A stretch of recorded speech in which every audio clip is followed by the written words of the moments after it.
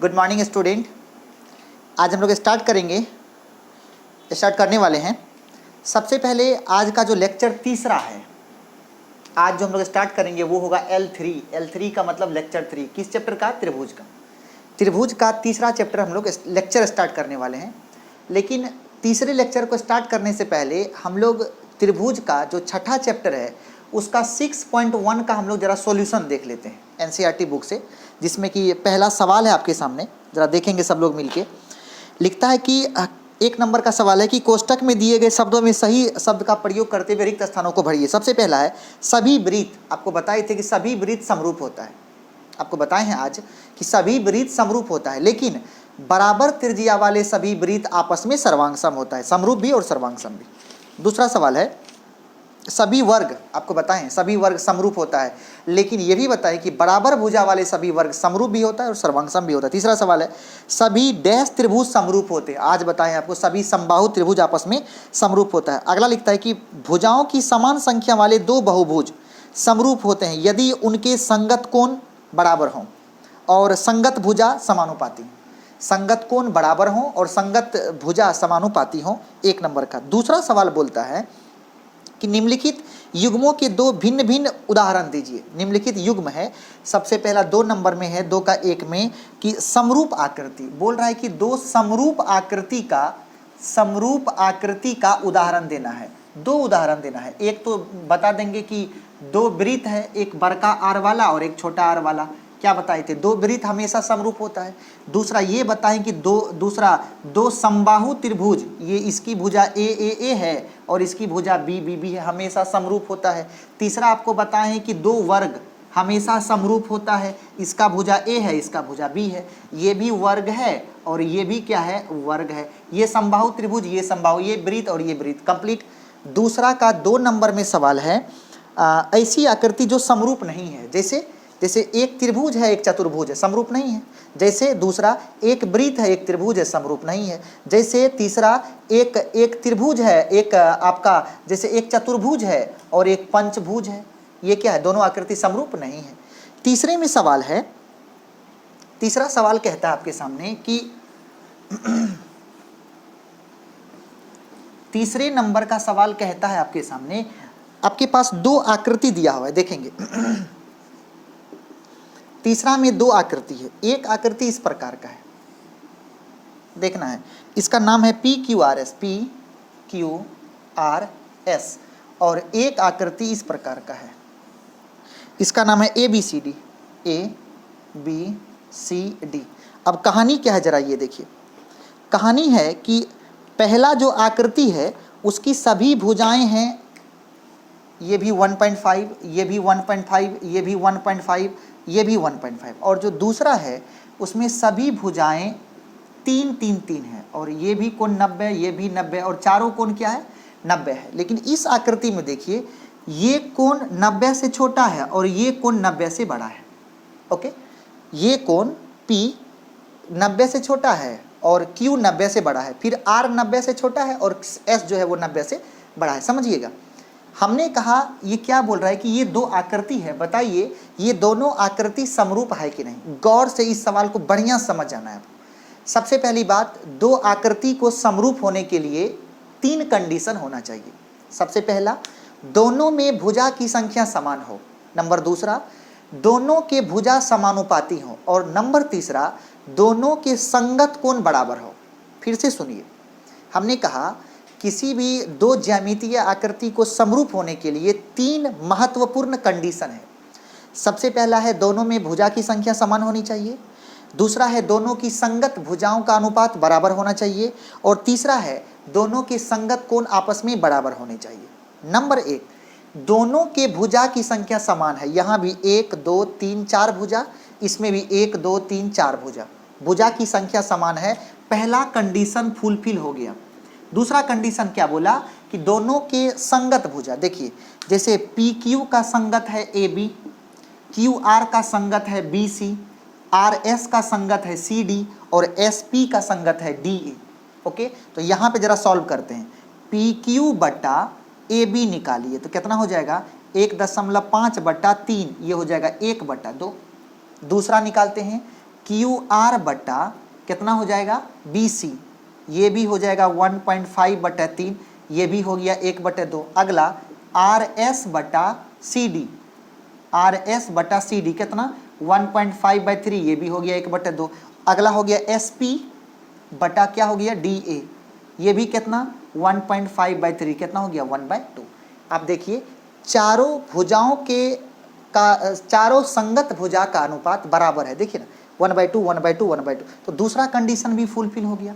तीसरा भी कंडीशन अगर फुलफिल हो गया तो ये समरूप होगा, अगर नहीं हुआ तो समरूप नहीं होगा। तीसरा कंडीशन है, पहला है भुजा की संख्या, दूसरा है भुजा का अनुपात और तीसरा है कोण के बारे में। देखिए सर P 90 से छोटा है और A, P का संगत कोण कौन है A, तो P जो है वो 90 से छोटा है और A जो है वो 90 के बराबर। देखिए ना ये 90 तो ऐसे होता ना, लेकिन ये इससे तो थोड़ा सा कम है, तो ये 90 से कम है लेकिन ये 90 के बराबर है, तो संगत कोण बराबर नहीं है। ये Q को देखिए, Q का संगत B है, ये 90 से बड़ा है और ये 90 है, संगत कोण बराबर नहीं है। R 90 से छोटा है, उसका संगत C 90 के बराबर है। S 90 से बड़ा है और उसका संगत D 90 के बराबर है, मतलब इनके संगत कोण आपस में बराबर नहीं है, इसीलिए ये दोनों आकृति आपस में समरूप नहीं होगा। तो लिखेंगे आकृति समरूप नहीं है। क्या लिखेंगे? आकृति समरूप नहीं है।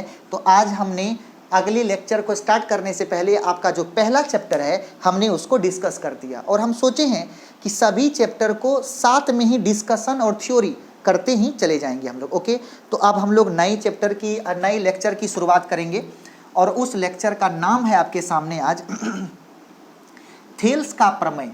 और इसी थेल्स के प्रमेय को हम लोग बोलते हैं आधारभूत आनुपातिकता का प्रमेय। सबसे पहले आपको ये समझना पड़ेगा कि ये जो थ्योरम है, ये जो थेल्स का प्रमेय है आपके सामने, ये अपने में 5 नंबर वाले क्वेश्चन के लिए बहुत इंपॉर्टेंट है। ये जो लॉन्ग आंसर टाइप क्वेश्चन होता है उसके लिए ये 5 नंबर में पूछा जाता है। आपसे डायरेक्ट पूछेगा बोर्ड एग्जाम में कि थेल्स के प्रमेय को लिखें और साबित करें। डायरेक्ट ये क्वेश्चन रहता है, थेल्स के प्रमेय को लिखें और साबित करें। और ये बहुत इंपॉर्टेंट क्वेश्चन है बोर्ड के लिए, बिहार बोर्ड के लिए, बोर्ड मॉडल क्वेश्चन, बहुत ही इंपॉर्टेंट क्वेश्चन। क्या बोल रहा है? थेल्स के प्रमेय को लिखें, पहले तो लिखने के लिए बोलेगा और उसके बाद बोलेगा साबित करें, पहली बात। दूसरी बात, आपको हमने सिखाया था कि थेल्स के प्रमेय का ही एक दूसरा नाम है आधारभूत आनुपातिकता का प्रमेय। आधारभूत आनुपातिकता का प्रमेय, ठीक है। तो ये आपको या तो वो पूछ देगा कि आधारभूत आनुपातिकता का प्रमेय क्या है, या आपसे पूछ देगा कि थेल्स के प्रमेय को लिखें और उसको साबित करें। तो हमने यहाँ पे थेल्स के प्रमेय को लिखा है, पहले आप इसको 2-3 बार पढ़ लें। और हमने कहा कि थेल्स के प्रमेय को ही क्या कहते हैं? आधारभूत आनुपातिकता का प्रमेय। आप इस बात को अगर जान चुके हैं तो हम इस पॉइंट को मिटाना चाहते हैं। ये आपको त्रिभुज चैप्टर का तीसरा लेक्चर आपके सामने है, जिसमें हम लोग आज थेल्स के प्रमेय को लिखेंगे और उसको साबित करेंगे।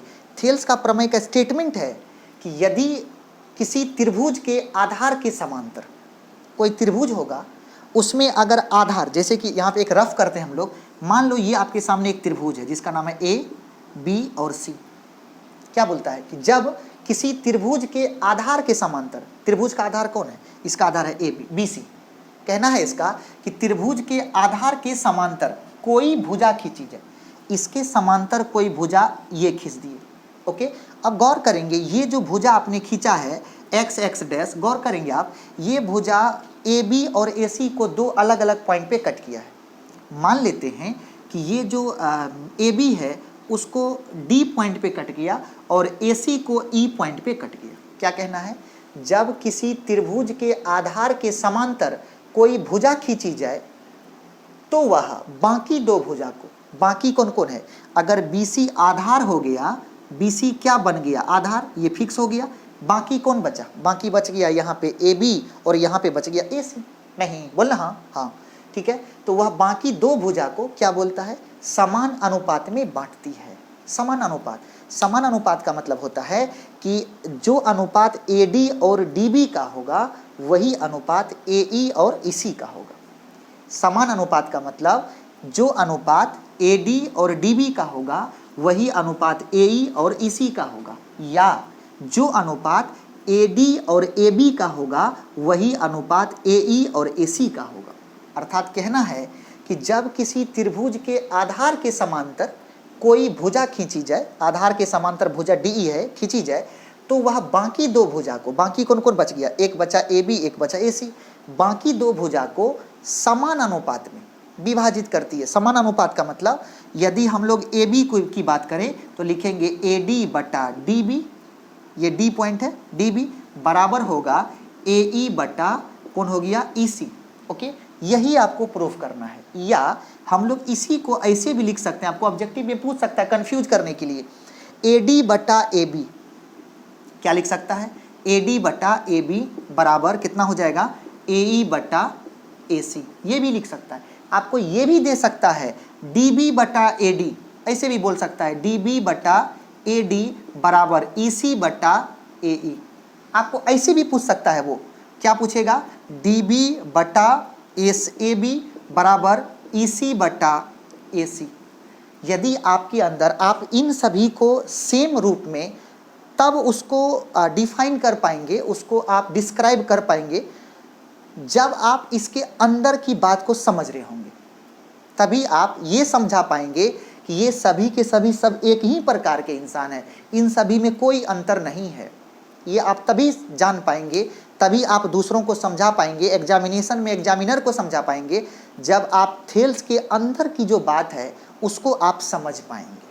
ओके, आपको थेल्स के प्रमेय को तोड़ने आता हो, आप उसको एक रूप को दूसरे रूप में बदलने आता हो, तभी आप ये बता पाएंगे ये दोनों एक ही चीज़ है।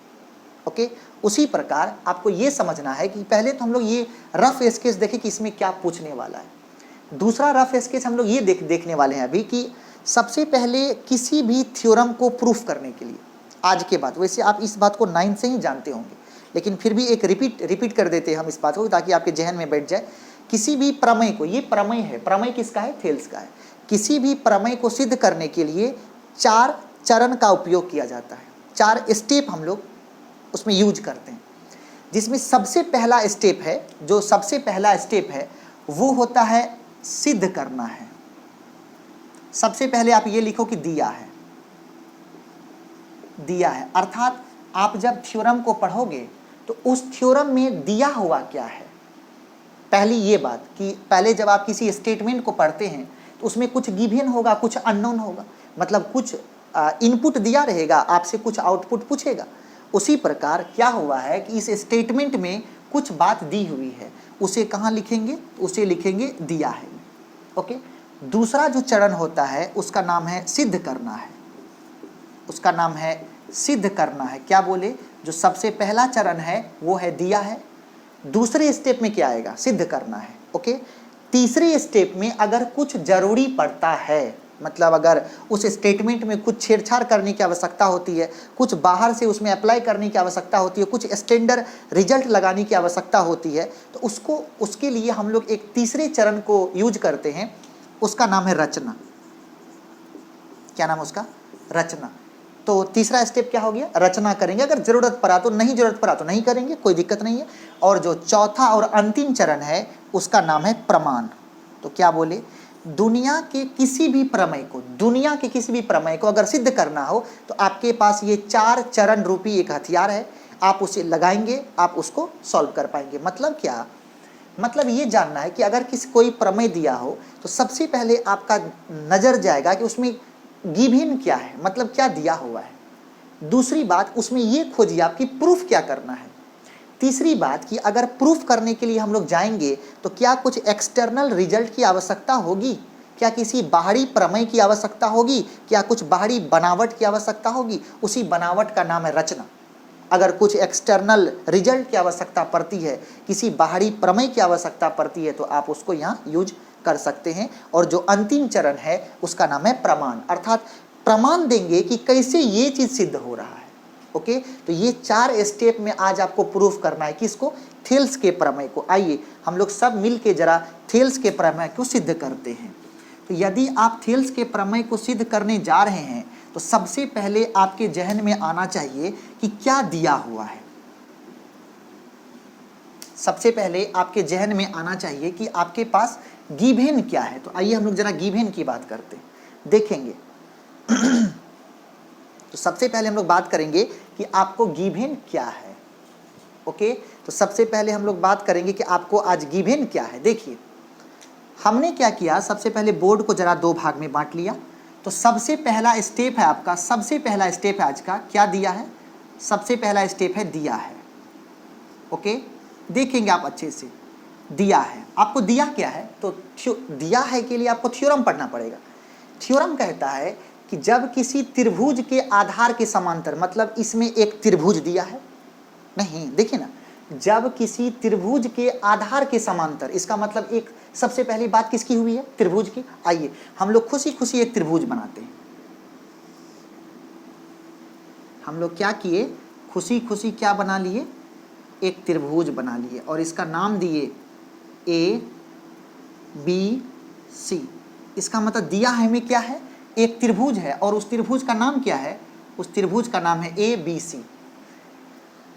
अब बात आगे बढ़ी, अब बोलता है आधार के समांतर, इसी त्रिभुज में देखो आधार कौन है, तो आधार कौन है आपके पास, BC, यही ना आधार है, यही क्या है आपका आधार है।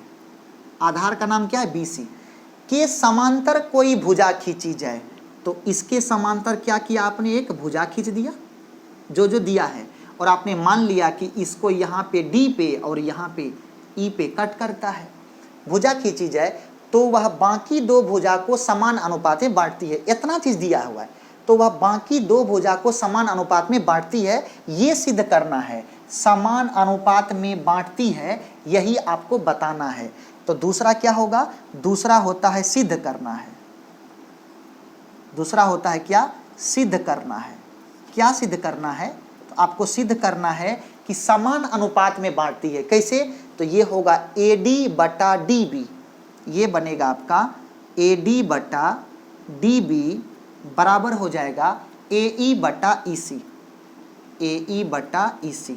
यही प्रूफ करना है, ये चीज आपको साबित करना है, मतलब सिद्ध करना है। अब देखेंगे जो चीज दिया रहेगा वो तो फिगर बना लिए, लेकिन कोशिश करिएगा थोड़ा सा बगल में स्टेटमेंट लिख दे। ओके, अब देखिए स्टेटमेंट में क्या लिखेंगे, लिखेंगे कि दिया है कि त्रिभुज ABC में आधार BC के समांतर, आधार BC के समांतर DE भुजा खींची गई या खींचा गया, जो AB को D पर तथा AC को E पर प्रतिच्छेद करती है, प्रतिच्छेद करती है। कोशिश करेंगे थोड़ा पढ़ने का। सबसे पहले जो चीज गिवन था उसको हमने थोड़ा सा लैंग्वेज में लिख दिया। क्या लिखा कि आपको ये दिया है कि इसमें जो त्रिभुज है, इसमें जो त्रिभुज है ABC, उसका आधार जो BC है उसके समांतर क्या खींचा, DE खींचा, जो AB को D पर तथा AC को E पर प्रतिच्छेद करती है। इतना चीज दिया हुआ था, हमने लिख दिया। सिद्ध करना है कि AD बटा DB बराबर AE बटा EC। ओके, अब देखेंगे, इसका मतलब है हमको प्रूफ करना है भुजा का अनुपात, भुजा का अनुपात। तो भुजा लाने के लिए हम लोग किसी त्रिभुज का भुजा इन्वॉल्व तब करवा पाएंगे, समझिएगा, हम लोग किसी त्रिभुज का भुजा तब इन्वॉल्व करवा पाएंगे जब उस त्रिभुज का क्षेत्रफल की बात की जाए। क्षेत्रफल का फॉर्मूला है 1/2 आधार गुना ऊंचाई। आधार भी एक भुजा है, ऊंचाई भी एक भुजा है, तो क्या होगा, दोनों भुजा कंसीडर हो जाएगा। इसीलिए हम लोग बात करेंगे क्षेत्रफल का। लेकिन गौर करिए, ऊपर में तो त्रिभुज है, लेकिन नीचे में देखो BCED त्रिभुज नहीं है, चतुर्भुज है। देखना, हम लोग जो बात करेंगे यहाँ पे, बात किसकी करेंगे, त्रिभुज का, लेकिन नीचे में क्या बन गया, नीचे में त्रिभुज नहीं बना, क्या बन गया, चतुर्भुज। आप कोशिश करें कि उसको त्रिभुज बना दिया जाए, आप कोशिश करें कि उसको त्रिभुज बना दिया जाए। देखो त्रिभुज कैसे बनेगा, तो आपने बोला कि यदि चतुर्भुज का विकर्ण डाल दें, खींच दें, तो वो त्रिभुज बन जाएगा। तो इसका मतलब ये जो BCED है, जो चतुर्भुज है, उसको त्रिभुज बनाने के लिए हमने क्या किया, सी को डी के साथ मिला दिया और बी को ई के साथ मिला दिया। देखिए त्रिभुज बन गया। लेकिन त्रिभुज बनाने के लिए, जैसे त्रिभुज ए डी ई है, तो मान लो इसका आधार मान लिए ए डी, लेकिन ऊंचाई तो नहीं दिया हुआ है। तो क्या किए हम, तो अगर ए डी को आधार कहेंगे तो उसके लिए ऊंचाई कहाँ से डाली जाएगी, ई से। देखो ना, आप क्या बोलते हैं, आधार किसको कहते हैं, जिसके सम्मुख सिर से लंब डाला जाए। तो अगर ए डी को आधार कहेंगे तो ऊंचाई कहाँ से डालेंगे, ई से डालेंगे। मान लो ई से लंब डाल दिए और इसका नाम हो गया ई एम। क्या नाम हो गया, इसका नाम हो गया ई एम। एकदम गौर से देखेंगे आप, क्या नाम हो गया, ई एम। ई एम क्या है, लंब डाल दिए। और दूसरा, अगर हम ए ई, क्योंकि हमको ए डी भुजा भी चाहिए, हमको ए ई भुजा भी चाहिए, तो जिस समय ए ई आधार बनेगा तो इसका सम्मुख शीर्ष कौन बन जाएगा, डी। और उस समय लंब कहाँ से चाहिए, उस समय लंब चाहिए डी से। और मान लो हमने कहा, हमने डी एन एक लंब डाल दिया। देखेंगे 2 लंब डाल दिए। ये हम एक्सटर्नल कुछ रिजल्ट डाले हैं। सबसे पहली बात, बी को ई से, सी को डी से क्यों मिलाए, ताकि नीचे में जो चतुर्भुज है वो त्रिभुज में बदल जाए। नहीं समझा, समझा कि नहीं समझा, समझा। ओके, अच्छा ऊपर में क्यों खेला किए हैं, ऊपर में इसलिए किए हैं ताकि हमें अगर ए डी को आधार हम यूज करें कभी, बाय द वे भगवान न करे ऐसा दिन आए, बाय द वे आ गया कभी, तो उसके सम्मुख भुज शीर्ष से लंब तो होना चाहिए, तो डाल दिए। नो खिसियाना। आइए इधर, अगर कभी हम ए ई को आधार बोलते हैं, बाय द वे अगर कभी ऐसा हुआ, बाय द वे कभी ऐसा हुआ, तो ए ई को अगर हम आधार बोलेंगे तो सामने वाला शीर्ष कौन हो गया, बोलने रे घोड़ा, कौन होगा, डी होगा। तो डी से क्या लंब डाल दिए, डी एन। दिमाग फ्रेश है, ओके। एक बार देखने दो, दिख रहा है तुमको, गुड, बहुत अच्छा, बहुत अच्छा, बहुत अच्छा दिख रहा है जी। आइए, ठीक है। तो आपने क्या किया, लंब डाल दिया। ये जो तुम कांड किया है, सब कांड पहले से था कि तुमने किया, तुमने बोलेंगे, आप बोलेंगे आपने किया, तो इसी को बोलते हैं रचना। ठीक है। अब देखिए, तो अब तीसरा स्टेप में आप कहाँ जाइए, आप जाइए रचना में। रचना में आप जो जो कांड किए हैं उसको लिख दीजिए। बोलिए क्या किए हैं, लिखेंगे बी को ई से, सी को डी से, तथा ई एम लंब, ई एम किस पे लंब है, ई एम है ए डी पर लंब, ई एम लंब ए डी और डी एन लंब। ये साइन किसका है, लंब का है। डी एन लंब किस पे डाला, ए ई डाला। ये आपका कांड है। क्या किया, नीचे में चतुर्भुज में बी को ई से, बी को ई से, सी को डी से, सी को डी से, अच्छा ई एम लंब ए डी, ई एम लंब ए डी डाल दिया, और डी एन लंब ए ई, डी एन, देखिए डी एन लंब ए ई डाल दिया। इतना रचना कर दिए। ओके, अब चलेंगे, अब हम लोग चलेंगे चौथा स्टेप। क्या नाम है उसका, उसका नाम है प्रमाण। चौथा जो स्टेप है उसका नाम क्या है, तो उसका नाम है प्रमाण। जो चौथा स्टेप है उस चौथे स्टेप का नाम क्या है, उस चौथे स्टेप का नाम है प्रमाण। अब जरा सा हम लोग प्रमाण की बात करेंगे कि प्रमाण क्या कहता है। चलिए, हमने बोला कि भुजा इन्वॉल्व कब होगा, जब क्षेत्रफल की बात करेंगे। तो चलिए ऊपर से ए डी भुजा कब आएगा, जब त्रिभुज ए डी ई के क्षेत्रफल की बात करेंगे। प्रमाण में लिखेंगे ए आर का मतलब एरिया, ए आर ऑफ त्रिभुज किसका, ऊपर में ए डी ई। बताइए त्रिभुज क्षेत्रफल, त्रिभुज ए डी ई का, देखा ना, ए डी ई का क्या होगा, आधार गुना ऊंचाई। इसका हो जाएगा 1/2 गुना आधार कितना है, ए डी, ए डी, ऊंचाई कितना है, ई एम। समझना, ऊंचाई कितना है, ई एम। ओके, इसको मान लेते हैं समीकरण 1। मान लिया, ठीक है, ठीक है। चलो दूसरा, अब देखो यहाँ पे नीचे आ जाओ। एगो भुजा तो पकड़ लिए, लेकिन उसके नीचे में डीबी चाहिए। खोज तो डीबी भुजा कहाँ है। अब देखना, डीबी भुजा जस्ट उसके नीचे में डीबी, तो डीबी को मिला के कौन त्रिभुज बना, यहाँ देखो बी डी ई, नहीं त्रिभुज बी डी ई, देखो ना ये वाला रेड पेन, ब्लैक, फिर ब्लैक, ये वाला त्रिभुज बना। अब देखेंगे, अब लिखेंगे एरिया ऑफ त्रिभुज किसका, बोल तो बी डी ई, त्रिभुज बी डी ई, ये बराबर हो जाएगा 1/2 आधार कितना है, बी डी या डी बी, गुना। देखेंगे इस त्रिभुज के लिए भी ऊंचाई यही है EM। देखा ना, ये अगर आधार है, इसके सामने का शीर्ष E है और E से लंब कौन है? EM नहीं, तो इस त्रिभुज का भी लंब EM है और नीचे में जो त्रिभुज है उसका भी लंब EM है। बोलेगा तू कैसे? तू देख, DB तुम्हारा आधार है, इसके सामने का शीर्ष E है और E से लंब EM है।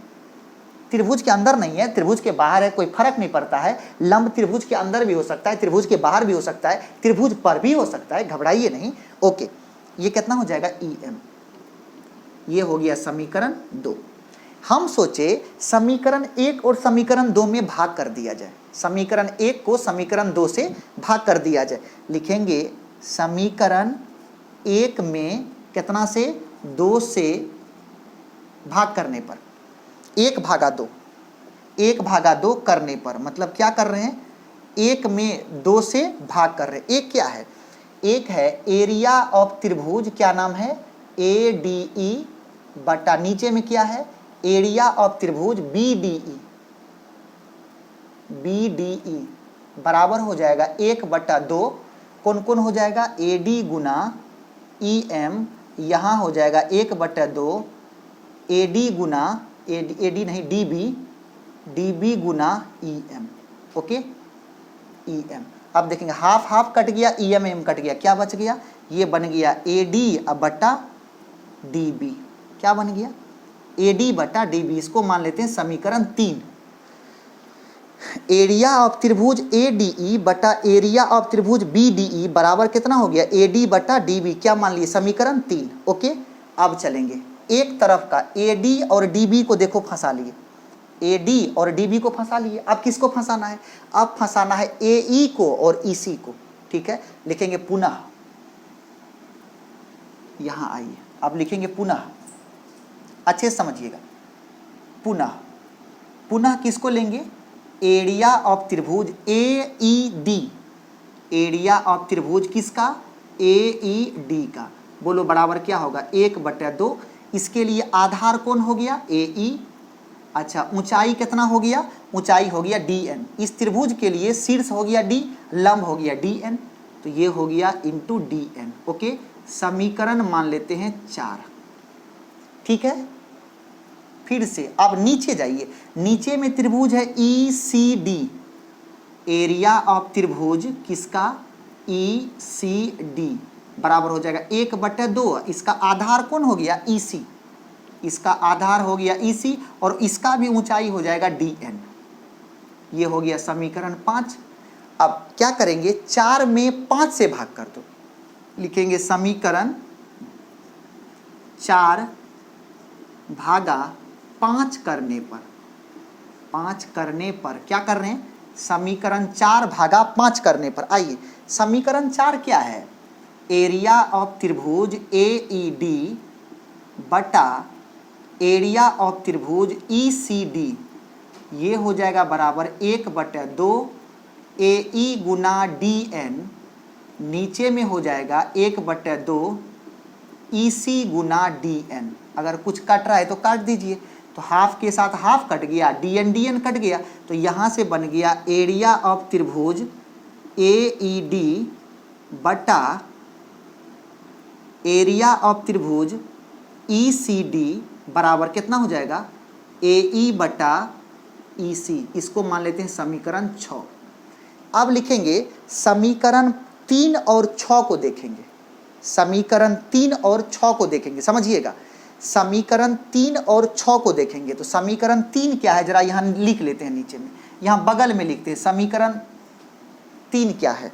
Area of ADE, area of त्रिभुज ADE बटा एरिया ऑफ त्रिभुज BDE, एरिया ऑफ त्रिभुज BDE, ये बराबर कितना हो गया? AD बटा DB। ये आ गया AD बटा DB। ये है समीकरण 3। अब समीकरण 3 और समीकरण 6 पे आप विचार कीजिए। किस पे करने कह रहे हैं? समीकरण 3 और समीकरण 6 पे आपको हम विचार करने कह रहे हैं। किस पे विचार करने कह रहे हैं? समीकरण 3 और समीकरण 6 पे हम आपको विचार करने कह रहे हैं। अब देखेंगे, सबसे पहली बात ये इसका LHS है। देखेंगे LHS में क्या है? ऊपर में त्रिभुज AED, और यहाँ भी ADE। देखेंगे चाहे आप ADE कहिए AED कहिए, दोनों तो सेम त्रिभुज है। समझिएगा क्या बोले हम, ऊपर में एक है AED और एक है ADE, चाहे आप ADE कहिए AED कहिए, दोनों तो सेम त्रिभुज है। तो अगर दोनों सेम त्रिभुज है तो दोनों का क्षेत्रफल तो बराबर होगा। तो यहाँ पे लिख सकते हैं, अच्छे समझिएगा, समीकरण 3 एवं 6 से, क्या बोल रहे हैं, समीकरण 3 एवं 6 से क्या होगा, एरिया ऑफ त्रिभुज AED बराबर एरिया ऑफ त्रिभुज AED या ADE बराबर एरिया ऑफ त्रिभुज AED। दोनों सेम त्रिभुज है, उसको ADE कहिए या AED कहिए, दोनों सेम त्रिभुज है। तो यहाँ पे कमेंट लिखते हैं, दोनों त्रिभुज समान है। दोनों त्रिभुज क्या है, समान है। अब दूसरा देखिए, त्रिभुज ECD खोजिए। यहाँ पे त्रिभुज ECD, ये वाला त्रिभुज। अब जरा सा इस पे पेन चलाना पड़ेगा, ये वाला त्रिभुज, ये वाला पेन चला रहे हैं, जहाँ मार्कर चला रहे, देखिए ECD, त्रिभुज ECD। ये त्रिभुज देखिए BDE, BDE, ये वाला त्रिभुज देखिए जरा, जहाँ मार्कर चला रहे, ये त्रिभुज, ये दोनों त्रिभुज गौर करो समान आधार और समान समांतर रेखा के बीच। हमने आपको लेक्चर 2 में बताया था एक प्रमेय कि समान आधार और समान समांतर रेखा के बीच बने सभी त्रिभुज का क्षेत्रफल बराबर होता है। इसका मतलब है कि ये जो दोनों त्रिभुज है ECD और BDE, ये दोनों समान आधार और समान समांतर रेखा के बीच में है, इसीलिए इस दोनों का भी एरिया क्या होगा, बराबर होगा। तो लिखेंगे एरिया ऑफ त्रिभुज किसका, BDE बराबर एरिया ऑफ त्रिभुज ECD। ये दोनों बराबर क्यों है, ये दोनों बराबर इसीलिए है कि लिखेंगे दोनों त्रिभुज समान आधार तथा समान समांतर रेखा के बीच बना है, इसीलिए दोनों का एरिया बराबर है। इसका मतलब है कि ये त्रिभुज इसके बराबर, ये त्रिभुज इसके बराबर, मतलब LHS क्या है, बराबर है। LHS क्या है, बराबर है। एक लाइन लिखेंगे, समीकरण 3 एवं 6 का LHS बराबर है, इसीलिए RHS भी बराबर होगा, इसीलिए RHS भी बराबर होगा। अब RHS में क्या है, तो इसके RHS में है, इसीलिए AE बटा EC, या फिर पहले उधर से हम लोग लिख देते हैं, पहले 3 वाले को AD बटा DB बराबर AE बटा EC। क्या देखिए, तो इसी को प्रूव करना था, तो लिखेंगे प्रूव्ड, यही प्रूफ करना था ना। देखिए आप, AD बटा DB बराबर AE बटा EC। हम इस प्रमेय को जिस तरीके से बताए हैं, हम आपसे निवेदन करेंगे कि सबसे पहले तो आप इसके अंदर घुस के समझिए, जैसा कि हम समझाएं। अगर आप समझ गए तो आपसे निवेदन है कि एग्जाम में जितना चीज़ हम लिखे हैं उसमें से एक चीज़ आपका अधिक होना चाहिए, कम नहीं होना चाहिए। अगर आप एग्जाम में लिखते हैं तो बहुत सारी चीज़ें हमसे बढ़ा के लिखिएगा कि हमसे कम मत लिखिएगा। ओके, तो सबसे पहली बात हमने बोला कि ये थेल्स का प्रमेय है। इसी थेल्स के प्रमेय को आधारभूत आनुपातिकता का प्रमेय कहते हैं। और किसी भी प्रमेय को सिद्ध करने का 4 चरण होता है। सबसे पहले दिया है आएगा, उसके बाद सिद्ध करना है आता है, उसके बाद रचना आता है, उसके बाद प्रमाण आता है, उसके बाद अप्रमाण आता है। ये चौथा स्टेप है। और इस तरीके से हमने सिद्ध किया कि यदि किसी त्रिभुज के आधार के समांतर कोई भुजा खींची जाती है तो उसे वह अन्य 2 भुजा को समान अनुपात में विभाजित करती है, जो इस प्रकार है, AD बटा DB बराबर AE बटा EC। ओके, तो इस तरीके से ये क्या हुआ, थेल्स के प्रमेय को हमने प्रूफ किया। आप इसे जल्दी से नोट करेंगे। जब आप नोट करेंगे तो इस चीज़ को हम लोग थोड़ा सा आगे बढ़ा सकते हैं। यदि आप इसको नोट कर लिए हैं तो हम लोग इस चीज़ को थोड़ा सा आगे बढ़ा सकते हैं। तो हमने क्या प्रूफ किया अभी? थेल्स के प्रमेय को प्रूफ किया। अब देखेंगे थेल्स के प्रमेय का कुछ अन्य रूप भी होता है। तो अगला हेडिंग है थेल्स के प्रमेय का अन्य रूप। थेल्स के प्रमेय का अन्य रूप देखेंगे आप। आपने क्या प्रूफ किया? तो आपने प्रूफ किया ए डी बटा डी बी बराबर क्या प्रूफ किया आपने? आगे क्या प्रूफ किया? ए ई बटा ई सी। नहीं प्रूफ किया, आपने प्रूफ किया क्या? ए डी बटा डी बी बराबर ए ई बटा ई सी। दूसरी बात हमने कहा हम लोग इसको पलट के भी लिख सकते हैं। तो इसको क्या लिख सकते हैं? डी बी बटा ए डी बराबर क्या हो जाएगा? बराबर क्या हो जाएगा? ई सी बटा ए ई। क्या कैसे लिखा? ये कब आया? तो पलटने पर, पलटने पर ये आ गया। अगर ये दोनों बराबर है तो बराबर के दोनों तरफ सेम छेड़छाड़ कर सकते हैं। तो हमने क्या किया? अपने मन से दोनों तरफ मान लो हम एक जोड़ दिए, ठीक है? तो यहां भी ई सी बटा ए ई प्लस 1 कर दिए। क्या आएगा? ये आ जाएगा D B plus A D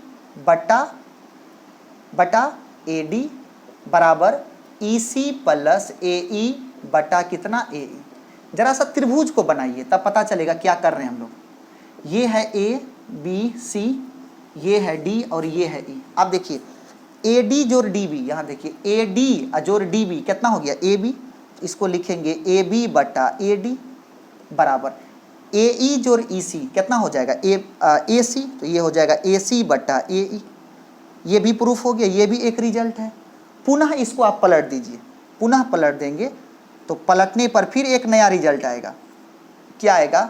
A D बटा ए बी। देखिए ना ए डी अब बटा ए बी, आपको बताए थे ये भी संभव है। ए डी बटा ए बी बराबर हो जाए कितना? ये पलट देंगे ए ई बटा ए सी। ये भी रिजल्ट बहुत इंपॉर्टेंट है, आपको ये भी प्रूफ करने पूछ सकता है। तो ये कैसे लाएंगे? जैसे थेल्स में प्रूफ आपने क्या किया? आपने थेल्स में प्रूफ ये किया कि ए डी बटा डी बी बराबर ए ई बटा ई सी। लेकिन वो क्या पूछ देता प्रूफ करने के लिए? ये वाला फॉर्मूला ए डी बटा ए बी बराबर ए ई बटा ए सी, ये प्रूफ करने पूछ देता। तो अगर ये प्रूफ करने पूछ दे, सबसे पहले आप क्या करते?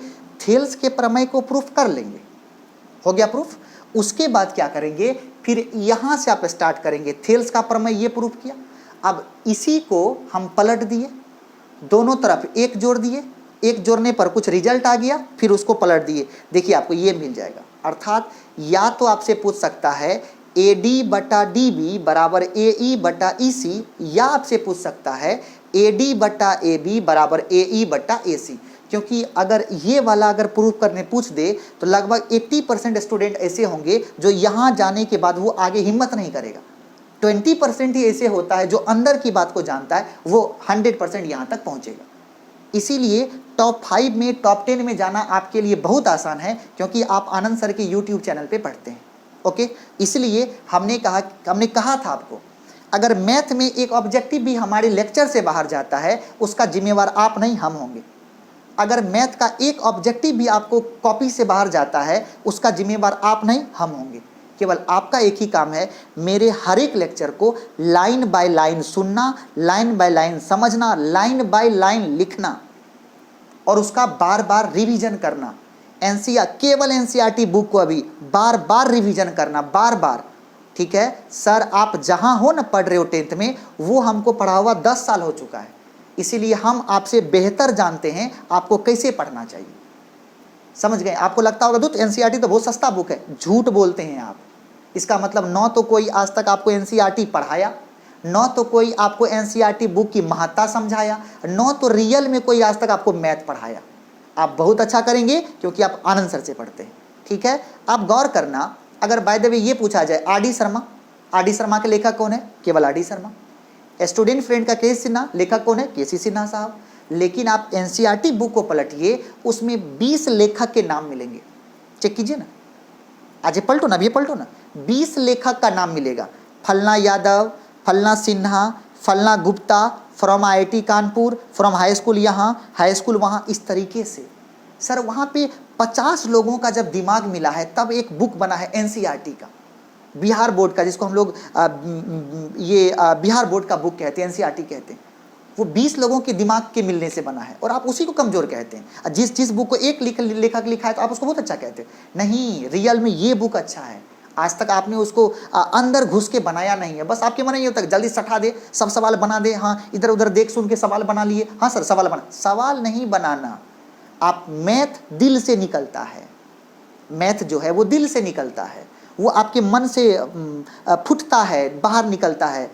तो इसीलिए अगर ऐसा लगने लगे आपको, तब आप समझिएगा आप मैथ सीख रहे हैं, अदरवाइज आप भी वैसे ही उछल रहे हैं जैसे बाकी सभी स्टूडेंट उछल रहे हैं। ओके, मैथ पढ़ने का मकसद होता है कि इस तरीके से पढ़ा जाए लगे कि नहीं आप ही राइटर हो, आप इस तरीके से मैथ सवाल बनाओ जैसे लगे कि नहीं आप ही इस सवाल को लिखे हो, तब समझेंगे आप मैथ समझते हो। नहीं तो वही समझेंगे जैसे सभी लोग 10वां पास करने के लिए पढ़ रहा है, आप भी उसी लिए पढ़ रहे हो। और क्योंकि एक चीज़ जान लीजिए, हर साल 10th के 12th के लगभग बिहार से 20-20 लाख बच्चा फॉर्म भरता है। भारत में अगर टोटल 30 राज्य मान लिया जाए एवरेज, तो अगर 20 लाख से गुना कर दिया जाए तो लगभग 60 करोड़ बच्चे हो गए। 60 करोड़ बच्चा हर साल 10th करता है, 60-70 करोड़ बच्चा हर साल 12th करता है। मतलब कुल मिला के 120 करोड़, मतलब जितनी आबादी है उतना बच्चा हर साल जो है 10th-12th पास करता है। नौकरी क्या को निकलता है? 1000, 10,000, 1500, 226, 444, 21 सीट, 22 सीट, 55 सीट, ऐसे सीट निकलता है। समझिए सर, यहाँ 100 करोड़ बच्चा फॉर्म भर के 12th कंप्लीट करके बैठा हुआ है, फॉर्म है 26, वो किसको होगा सर? उसी को होगा जो 12th में जाके पढ़ा, उसको नहीं होगा।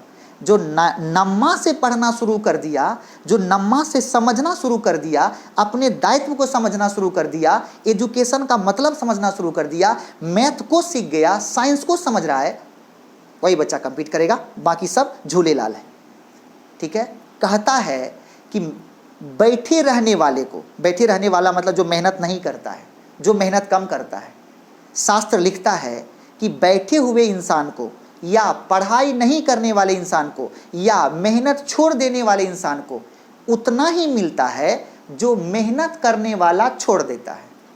बात को समझो ना सर, हम कह ये रहे हैं अगर कोई आदमी बैठा हुआ है वो नहीं पढ़ रहा है, उसको वही मिलेगा जो टॉपर छोड़ देगा। जैसे कि आप 5 को टॉप 5 कर गए तो वो बैठला को मिलेगा टॉप 6, जो आप छोड़े हैं वही ना उसको मिलेगा। इसीलिए हम ये चाहते हैं कि आप कुछ मत छोड़ो जो किसी को मिले। हम चाहते हैं ऐसा, आप कुछ भी मत छोड़ो जो किसी को मिले। आप बिहार बोर्ड का टॉपर भी आप हो, टॉप 10 में भी आप हो, टॉप 5 में भी आप हो, सबसे बेसी फर्स्ट डिवीजन भी आप हो, सही है। आपका जेई का एग्जाम निकले उसमें भी रिजल्ट आपका हो, नीट में आप हो, आप एनडीए में आप हो, हर नौकरी में आप हो। ये मेरी दुआ है, ये मेरा आशीर्वाद है और ये मेरा आपसे निवेदन है। Okay, thank you so much. हम लोग नए लेक्चर से, जो अगला लेक्चर 4 आने वाला है, उस लेक्चर में हम लोग डिस्कस करेंगे थेल्स प्रमेय का विलोम, मतलब यदि उल्टा बात की जाए तब उसको सिद्ध कैसे करेंगे। ओके, आपसे निवेदन करते हैं कि आप मैथ को युद्ध स्तर पर सॉल्व कर रहे होंगे, पूरे जुनून के साथ सॉल्व कर रहे होंगे, और केवल एनसीईआरटी को तुम बनाएगा, अगर दूसरा कोई बुक छुआ कभी मिला तो सट जाएंगे। Thank you so much. Okay.